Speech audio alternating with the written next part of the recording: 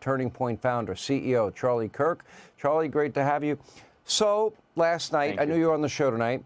I tuned in, and I was listening to the podcast. And I didn't get through all of it, but first of all, you were very gracious. You were very nice. You could have gone at him really, really hard. You did it in a really nice way. And I know Gavin too well. I've interviewed Gavin. I moderated, I think you brought it up, I moderated the debate with DeSantis. And I have tried to reason with this man, and he does not listen, ever. Maybe, is this the tipping point for him? Did you get the feeling he really wants to change? I don't know. I think he wants to be president, Sean, more than anything else on the planet. I think you can agree he has more political ambition than almost anybody in the Democrat Party.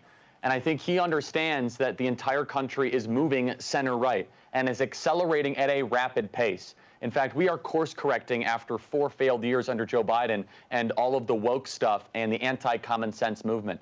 Gavin Newsom had me on his podcast, and I was shocked all of a sudden where he decided to diverge away from the orthodox opinion in the Democrat Party, which is as simple as saying that it's not fair that a biological man can compete in female sports. Now, number one, I don't believe that he actually has any heartfelt beliefs in this. I think it's purely political transactional. However, everybody in the audience should understand this means that we are winning at such a rapid pace that the governor of the largest state in the country, the largest Democrat state, who obviously wants to be president, has to adjust his policies against the base of the party to even be taken seriously to run for president in 2028. Okay, but the problem is it's so transparently about political expediency if he's going to change his core beliefs.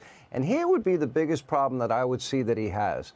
He has something called a track record. He's been in government. He's the mayor of San Francisco, lieutenant governor for 8 years. At the end of this term, he'll have been governor for 8 years. He has a track record.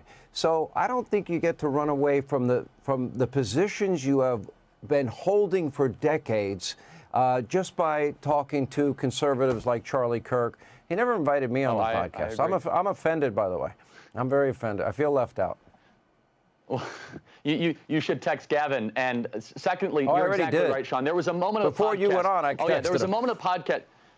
Yeah. Well, no, and look, there was this back and forth where I drilled him. I said, look, you have the highest cost of living in California. You have the most homelessness in the country in California. You have the highest poverty rate in the country in California. You have the second highest home prices in the country. You guys control the House, the Senate, the governor's mansion, lieutenant governor's mansion, secretary of state, and attorney general, and every statewide elected office for the last 20 years. How is this Republicans' fault? What record are you going to run on? And you could, every time there's anything California specific, you know this from moderating the wonderful DeSantis debate, he gets hyper aggressive and focuses on one little minute detail, and he just tries to bring you down into the ditch. But everyone has been voting with their feet when it comes to California over the last couple of years. They have net population loss. People are leaving in record numbers. They also had the highest gas prices, unnecessarily highest gas tax.